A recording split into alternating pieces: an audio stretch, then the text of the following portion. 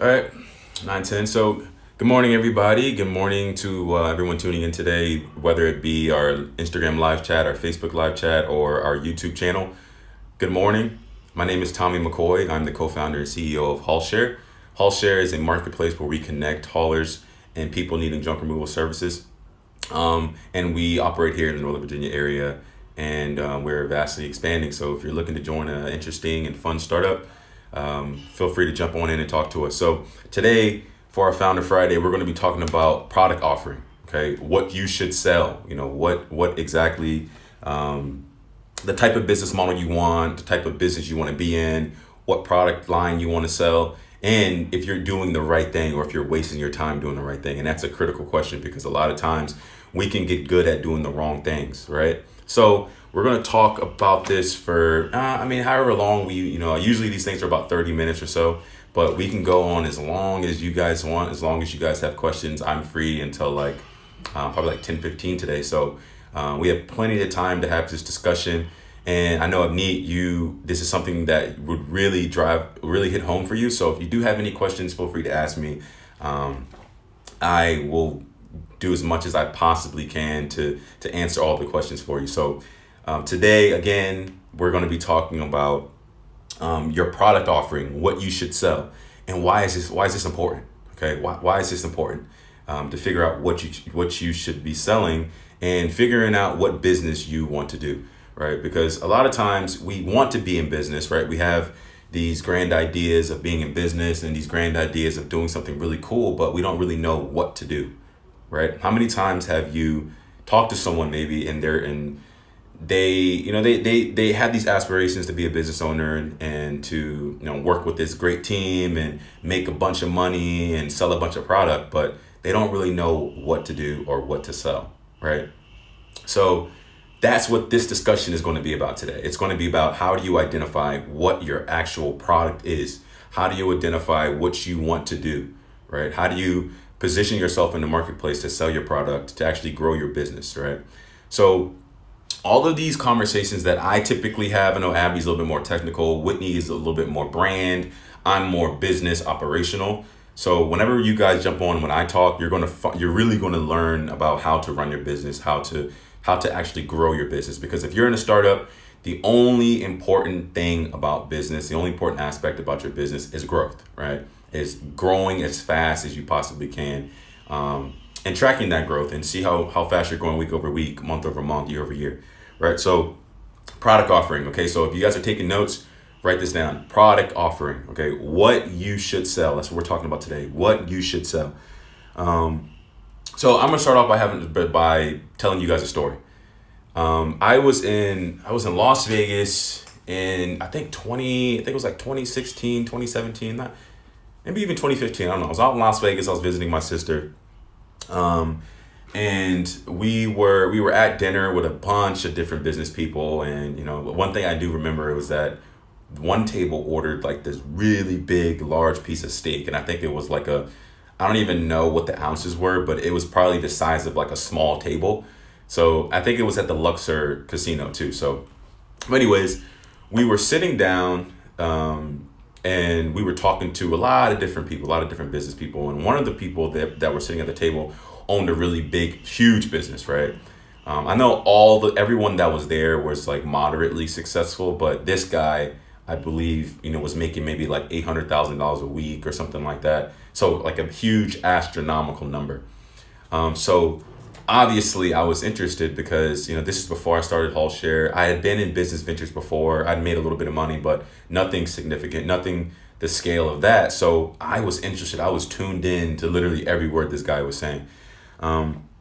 So he, we're like having small talk, and I ask him, I say, what is, if you could give me advice on how to grow my business, what would it be?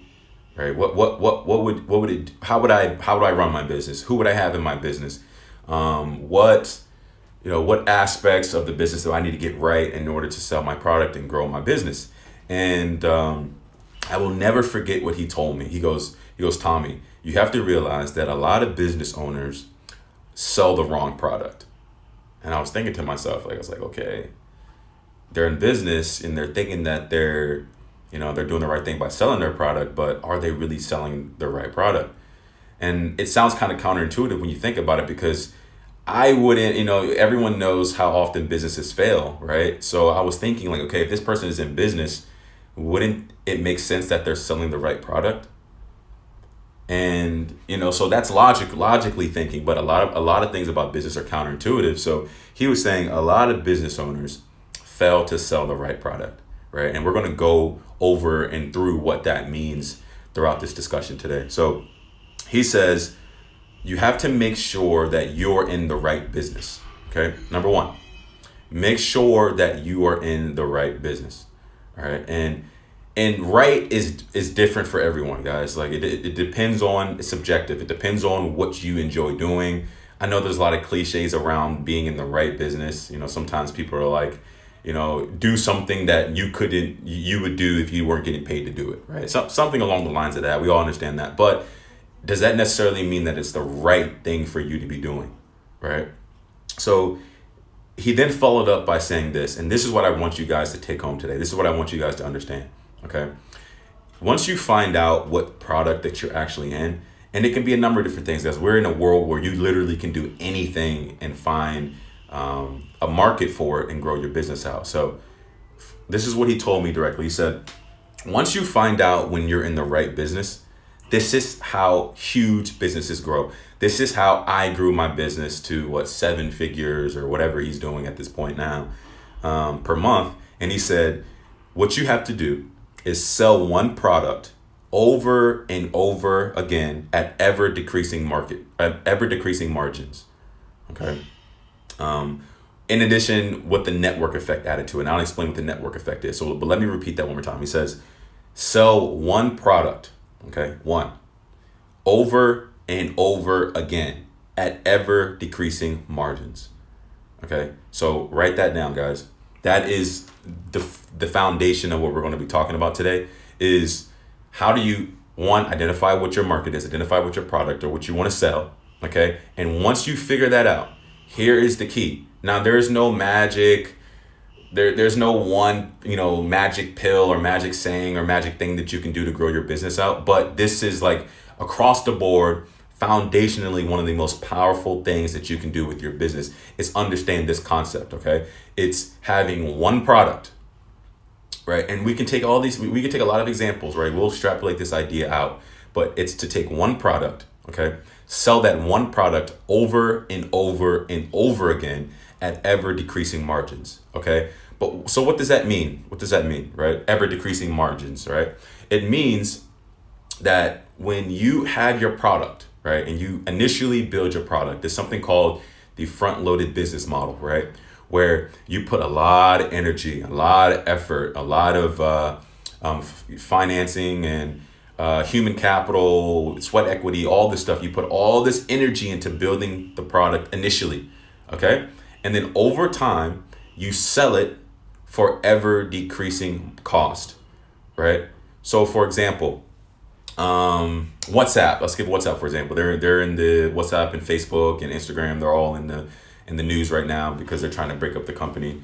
So WhatsApp, for example, right?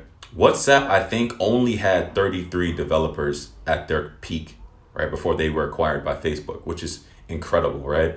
So, and what they did was they built a chat app, essentially, where it took a lot of energy and a lot of effort up front by developing the application, marketing it and getting it to the hands of people.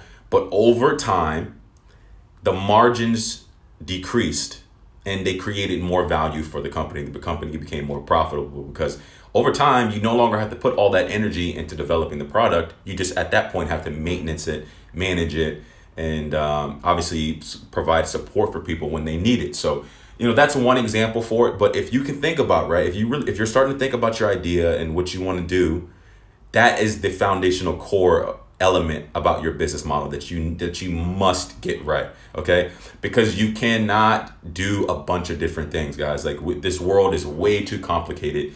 This world is way too distracted by so many different product offerings, and there's advertisements for every single product now.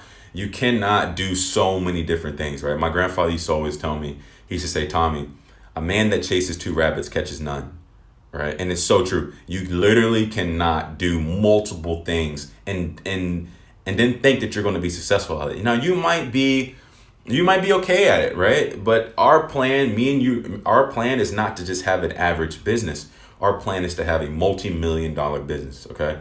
And but listen, if you guys, want to only sell, make 10,000 a month, 15,000 a month, that's not bad. Like that's respectable. There's a lot of small businesses that make, barbershops and stuff, like real entrenched businesses in the community make, 50,000 a month, something like that, modest amount of money. Well, not a modest, that's a lot of money, right? But a modest amount of money, and they're completely fine with that. They're happy with that. They're a local small mom and pop shop. There's nothing wrong with that, but that's not what I'm trying to do. And if you're watching me, I'm sure that's probably not what you want to do either. You want to make $100,000 a month business, $800,000 a month business, $1 million a month business, right?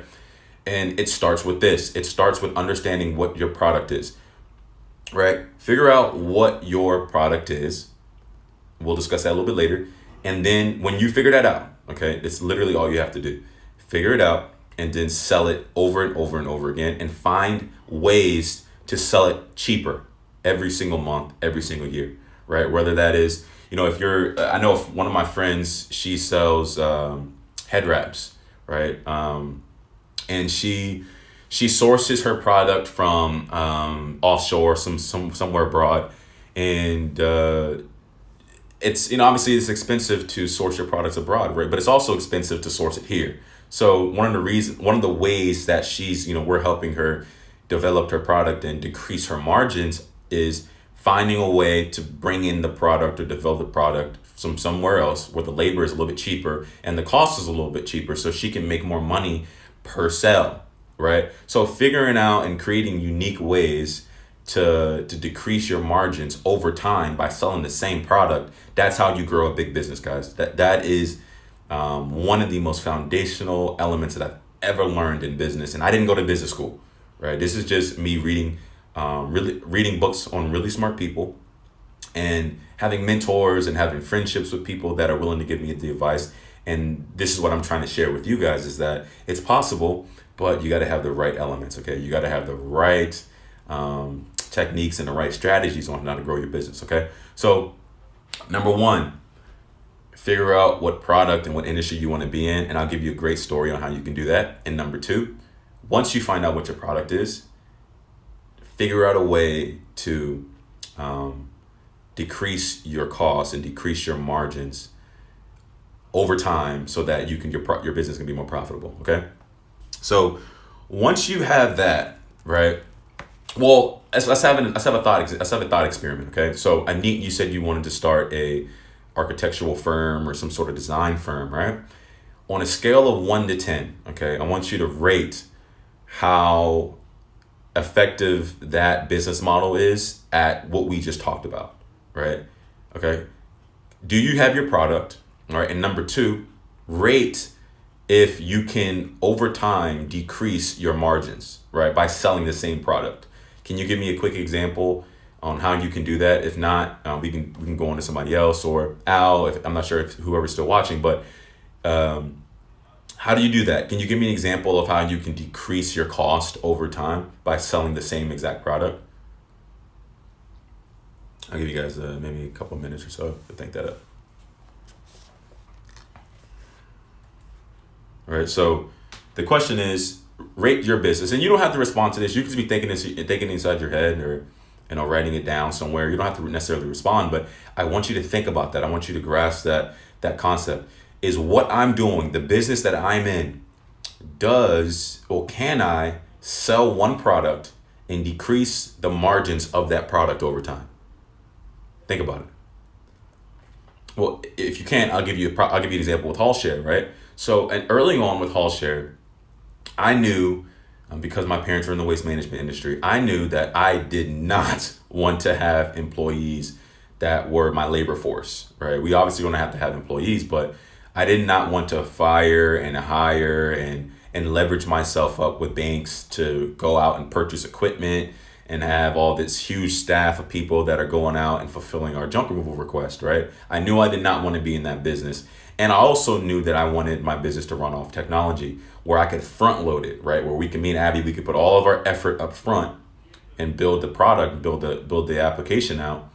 And then over time, it wouldn't be so expensive with human capital. It wouldn't be so expensive with actual capital. And, over time, we could decrease the cost of the business model, which we're starting to do. But we're almost 3 years in, and we have finally just figured out what we want to offer, what our product offering is, right?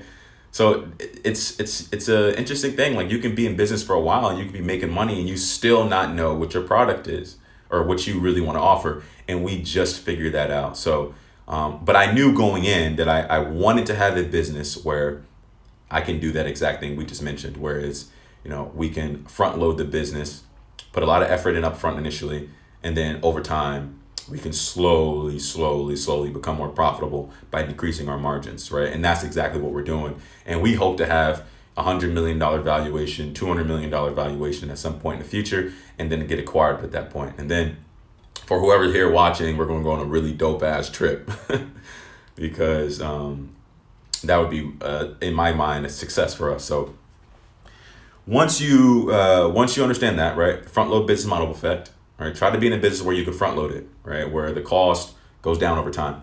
Okay. Next is, how do you create a network effect? And what is a network effect, right? Creating a network effect. The network effect means the way you add value to a product is by adding more people to it. Okay. The more people that are involved in the product that are on the platform, the better value people get from it. Okay. So that's what a network effect is. And I'll give you a perfect example. We all understand this, right? There was a movie about it, The Social Network, right? Where Mark Zuckerberg, he built this product, Facebook, and, the product was really just, connecting people on campus online. That's literally all the product was. And initially, it didn't really take off because there wasn't many people on the product. There weren't that many people on the product or on the platform. So in any sort of social media platform, if they're not, your friends are not on it, your family members are not on it, there really isn't any value that you can get from it, right? Like, there's no one to talk to, there's no one to interact with, there's no one to share things with. So there wasn't a network effect. Okay. So what we try to do in business is try to create a network effect in our business. When millions of people started joining Facebook and, college after college after college started joining Facebook, it became more valuable for its users, right? So that's what a network effect is. And that's what you want to try to create in your business, because it's twofold, right? One is the people that are already on your platform, they're excited about it, they love using it, they're connected, they share your product with other people because they invite them to come on the platform. So there's one. And two, it actually creates a moat for your business. And a moat is something that protects you against your competitors, right? So example, if all of, that's why it's really, really hard for someone to recreate a Facebook, because initially it's going to be really hard to create a network effect, right? That's why you only see a few of these startups. And one was Instagram, right? One was, WhatsApp and Snapchat and, Twitter. But there are millions of other products that we just never know about, right? Like those are not the only people that have tried to start social media platforms.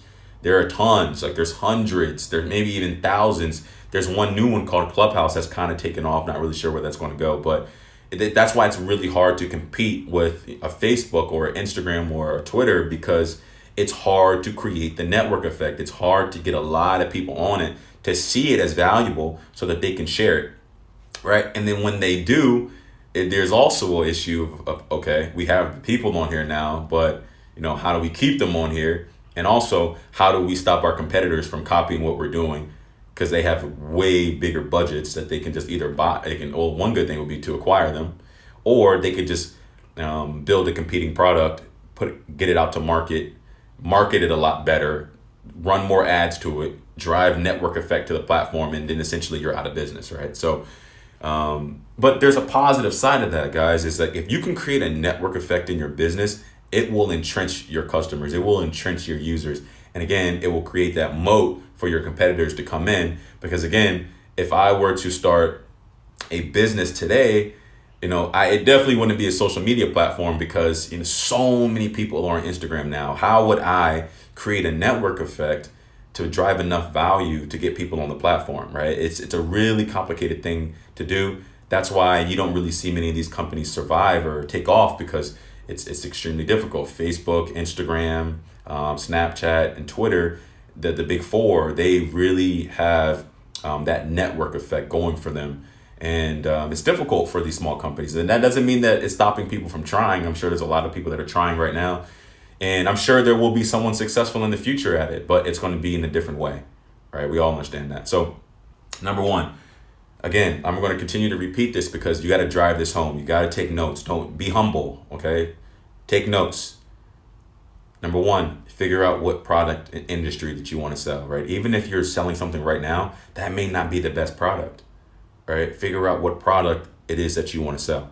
Number two, can you create a product where you can front load it, put all the energy and effort up front, over time decrease the margins to make it more profitable, okay? Number three, can you create a network effect, right? Can you create a network effect where, you get people on the platform, they're excited about it, and they, tell their friends, and you can create a moat for your business, right? That's a really powerful thing to do. And number four, how can you, well, here's the thing.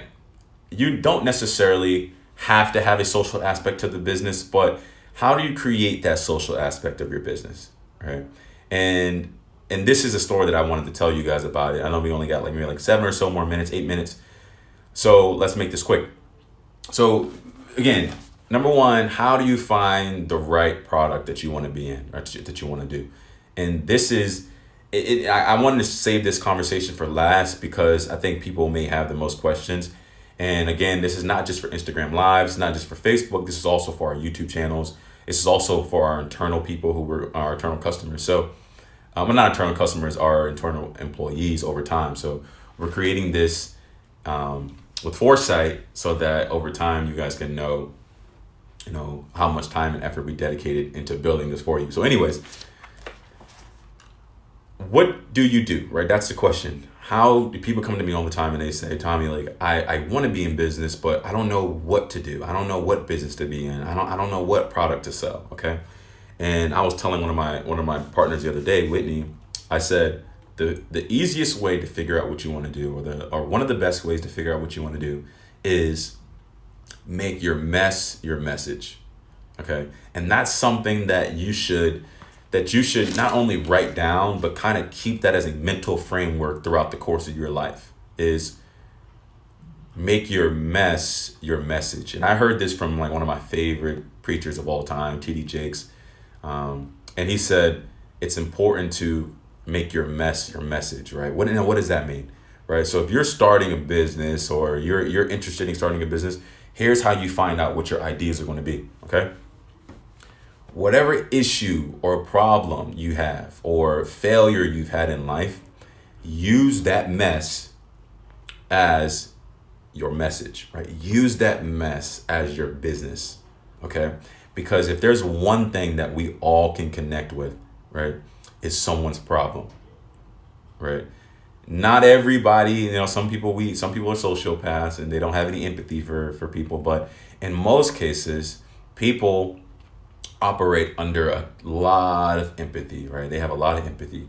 And if you connect with people on an emotional level, you can get people to listen to you. And that's all really business is. It's just like getting people to listen to you long enough and they buy into the product that you're trying to sell, right? And in many cases, it's not even the product that you're selling, it's you who's selling it, right? So the fourth and final aspect to this talk is create a character-driven business, okay? Create a character-driven business. And what does that mean? It's essentially building the brand or building the person behind the business model that has the face that people can identify with, right? So creating and making your mess your message. And you see this a lot with people who've gone through cancer. who go on to be advocates for, cancer research and funding, or you see people, ALS challenge that blew up. There's a lot of different things, Alex Smith is one of the people that, who's a Washington football player. And he obviously went through that devastating leg injury with having 17 surgeries. And, it's a story, right? It's something that people can connect with. It's something that people can have an emotional tie to, that drives the narrative and gets them to connect with you, right? And that's all really what business is connecting what I'm offering to you, what you're looking for, right? And what you want to buy.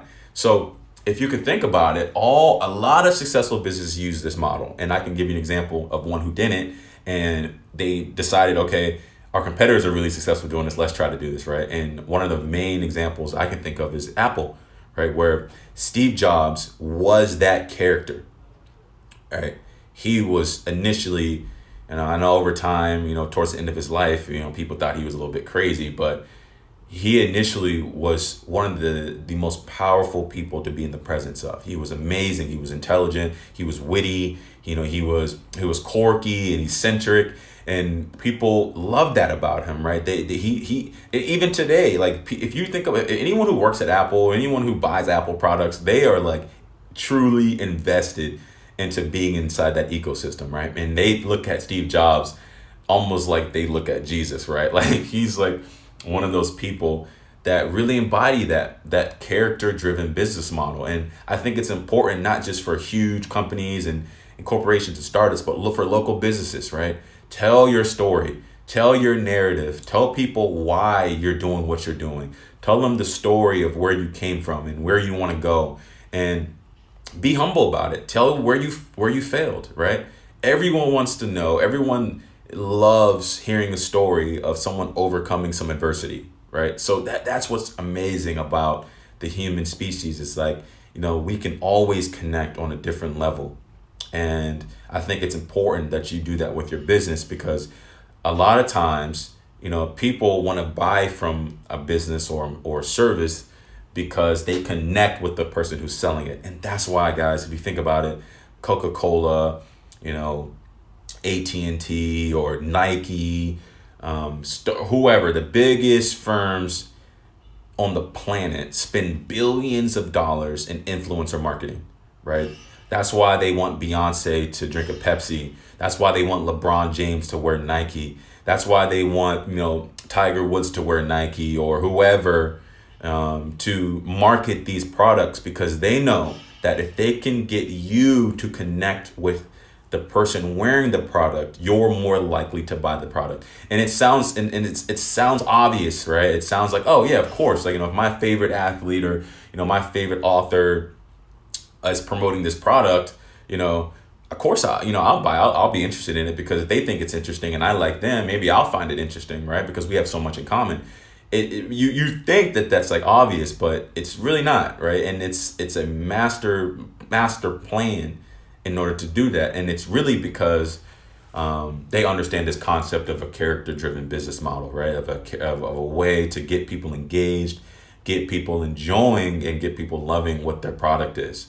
And that is a terrific way for a local small business to really get going and figuring out, okay, what product I want to do, or what do I want to sell? Because, it's a hard thing to do. And a lot of times, you really want to do something, but you don't know what to do. So think about that. How can you create something that happened to you, right? And maybe it looks a little messy, right? But that's okay, because we all have problems, right? We all go through something. We all are short of God's glory. So, what is it that happened to you in your life that you can share with other people and create that message for, your followers, your customers, your friends and family, whatever that is? What can you do? What can you say to connect people with what you experienced, right? And then you just got to tell it in a story, because we all love to hear stories, right? So that is basically what I wanted to come on here and jump and talk to you guys about is, how can I really create an awesome business, and not a business that only makes 5,000 a month, 10,000 a month? How do we make $1 million a month, right? And this is what you do. This is what the smartest people in the world do. And when I mean smart, it's not that they have a higher IQ than you, it's that they use the right strategies, right? And you can use the exact same strategies that these people are using, these guys are using. Trust me, because I've sat down at the tables. I've been at one of the highest places, sitting and talking with really successful business people, and not to brag or anything about that, because I was literally taking notes. Like, I was asking as many questions as I can, because I know, if I have a fair chance and I work hard, and I treat people with respect, I have empathy and integrity, that I can build my business in the exact same fashion, the exact same way that these people can, right? And I think you guys can totally do the same exact thing. So just kind of going back off what we talked about early, is number one, product offering. Okay, what do you want to sell, right? And how do you figure out what you want to sell? And again, write this down. Your message, right? Whatever you're going through, that's a quick way to figure out what you want to do and what you can sell. Because again, once you go through something, you have a lot of experience with it, right? And you can share your story, and that's important. Number two is, can I create that front loading business effect, right? Where I can put a lot of energy up front and test it, and then over time sell the product, but at ever decreasing margins, right? That's something that you have to do. It's critical. Sell a product over and over and over and over again at ever decreasing margins. That's how you create a huge business, okay? Number three, how do you create that network effect, okay? How do you create that moat against your competitors, right? By adding a social aspect or going viral on your platform. Like, how do you create that network effect, right? So that's three, and the lastly, obviously four, is, creating the right product offering, and making sure that you are in the right industry. And I think I gave you guys enough tips on how to do that. So today, that is my Founder Friday, guys. We've been here for 30 minutes or so. If anyone has any questions, I'll be happy to ask and stay on for a couple of minutes, or however long you guys need to think these concepts through. I'm also available through my direct messages, or just message me and we can have a conversation. I'm really active on Twitter. So everything will be connected there. My Twitter, I think, is Tommy_McCoy or _Tommy McCoy, one of the two. Contact me there. I'm willing to talk to you guys and have an open conversation, or you guys can even call me up. I do mentoring sessions. So again, thank you guys so much for tuning in. I really appreciate it. I love doing this every single week, because I just have troves and troves and troves of knowledge and information that I want to pass on to you guys. And I think it's valuable that you hear from us from time to time, right? That we have a human connection from time to time. And you see what I'm up to. You see what I look like. You see what we're doing, and how we're growing HallShare. And again, I think, guys, you guys can do exactly what I'm doing. You guys can do exactly what the Mark Zuckerbergs of the world are doing. It's, just using the right strategies, identifying what the right product market offering is. And that's one thing that a lot of small businesses fail to do, is figure out what the right thing to offer is. So again, this is our Founding Friday edition. I'm CEO and co-founder of HallShare, Tommy McCoy. And I really appreciate you guys being here today and spending some time with me. And hopefully you'll tune in next time. And again, really appreciate it. Good to see everybody here. Thanks for tuning in to meet. Hopefully I'll see you soon. God bless. Happy Christmas, or Merry Christmas, and Happy New Year's to everybody. Okay. See you guys.